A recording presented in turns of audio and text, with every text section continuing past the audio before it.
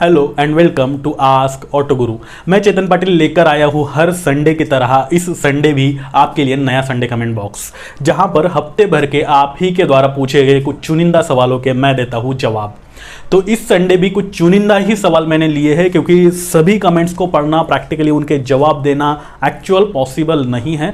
तो आप लोग थोड़ा समझ लिया करो। हो सकता है कभी कभार किसी की कमेंट गलती से छूट जाती है जिसका जवाब मैं नहीं दे पाता हूँ, तो नाराज मत हुआ करो, ऐसे ही प्यार आपका बनाए रखो। मैं करता हूँ आज की सेशन की शुरुआत। और सबसे पहले जो कमेंट लिखी है वो है सुनील मिश्रा।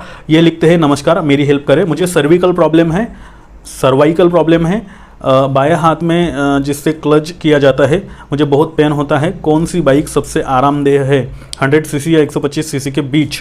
मुझे फील्ड काम है, प्रोजेक्ट प्रेजेंट में बजाज सिटी 100 ES है, डेली राइड 80 किलोमीटर से 100 किलोमीटर के बीच में होती है। आपके इस हाथ में, ये बायां हाथ है मेरा, और यहाँ पे आपको पेन होता है, कुछ मेडिकल प्रॉब्लम आपने बताया जिसकी वजह से आपको जो है क्लच दबाने में दिक्कत होती है। तो ये मेडिकल प्रॉब्लम मुझे थोड़ा सा मेरे इतने समझ में नहीं आ रहा है, लेकिन मैं आपको एक चीज़ बता सकता हूँ, ऐसी जो बाइक जिसका क्लच इजी हो, ज़्यादा हार्ड ना हो, ऐसी 100 सीसी में जो आप यूज़ कर रहे हो वही बेहतर है। मैं आपको वही सजेस्ट करने वाला था।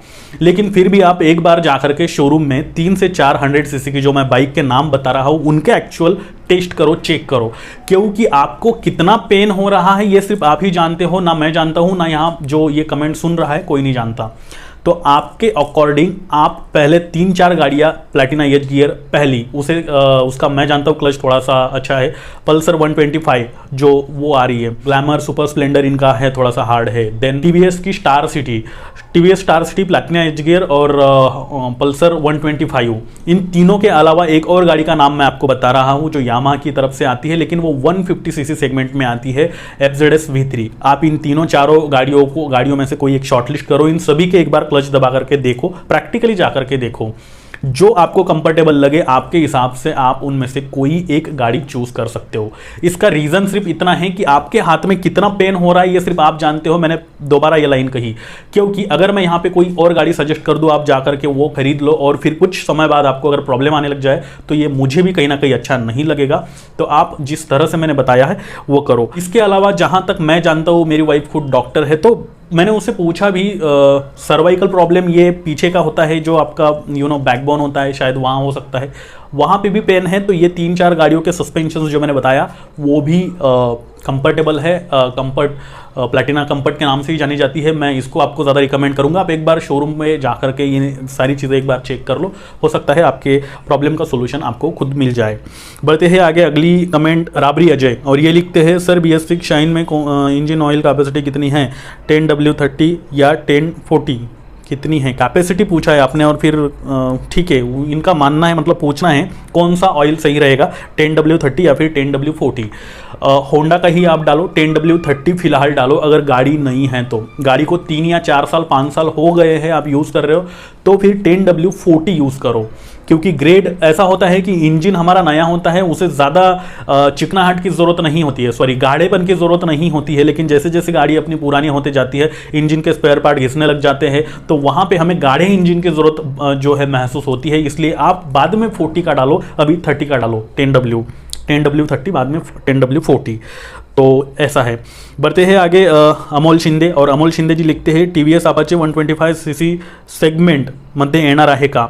अमोल भाऊ, अजून याची मला कुठलीच कल्पना नहीं है, म्हणजे ऑफिशियल इन्फॉर्मेशन अजूनही माझ्यापर्यंत पोहोचलेली नहीं है।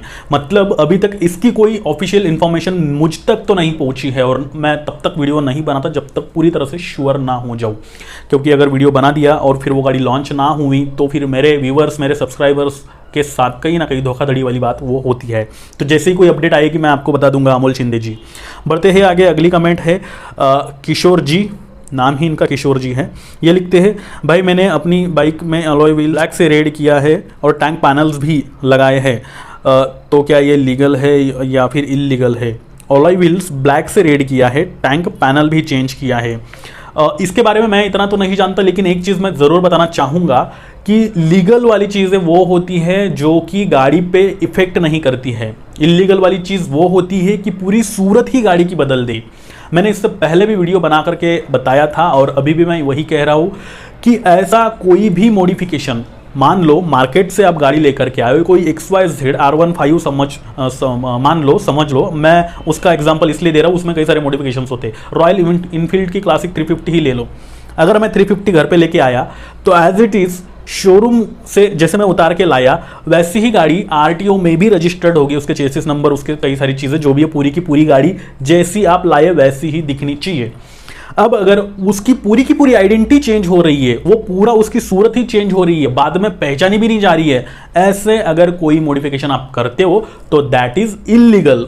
ऐसा इसलिए कि अगर किसी वो गाड़ी चोरी हो जाती है और फिर उससे अगर कोई क्राइम होता है तो वहां पे पुलिस को आइडेंटिफाई करने में इजी नहीं होता है, और वो गाड़ी कहीं ना कहीं उस पर वो चांसेस ज़्यादा है क्राइम वगैरह के।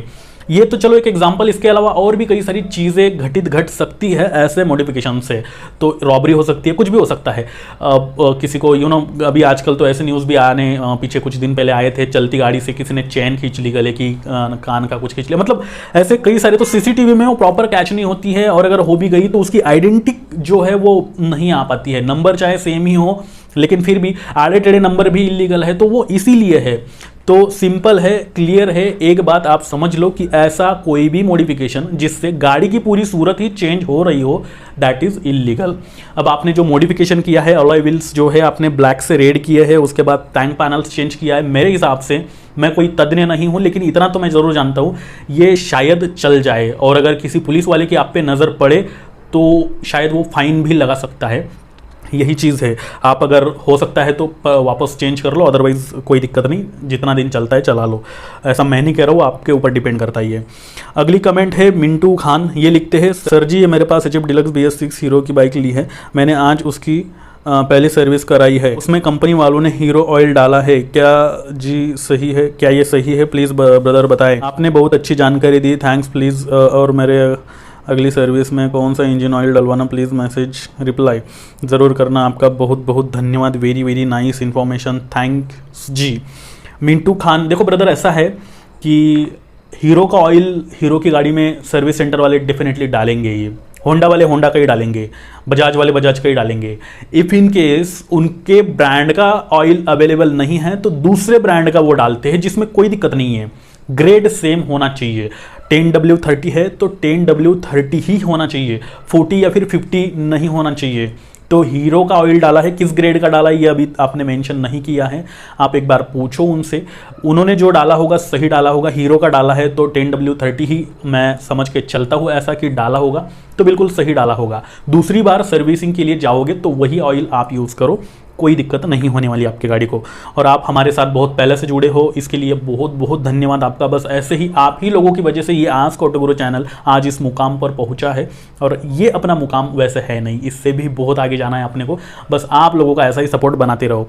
बस यही था आज का सेशन, आज का संडे कमेंट बॉक्स। अगर आप चाहते हो कि आपके कार और बाइक से रिलेटेड सभी सवालों के जवाब आपको एक ही चैनल पर अवेलेबल हो जाए, ऐसा आपको लगता है तो आप इस चैनल को सब्सक्राइब जरूर कर ले, साथ ही बगल में दिए गए बेल आइकन को जरूर दबा ले, ऑल नोटिफिकेशन ऑन कर ले।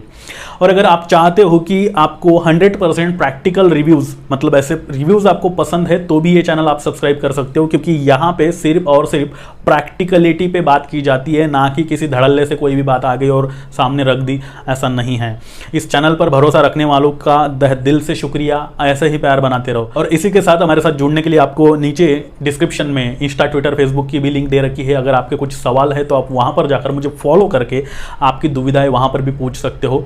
इसी के साथ मैं चेतन पाटिल लेता हूं आपसे विदा, और फिर से मिलता हूं ऐसे ही किसी नए इंटरेस्टिंग वीडियो के साथ। तब तक के लिए नमस्कार।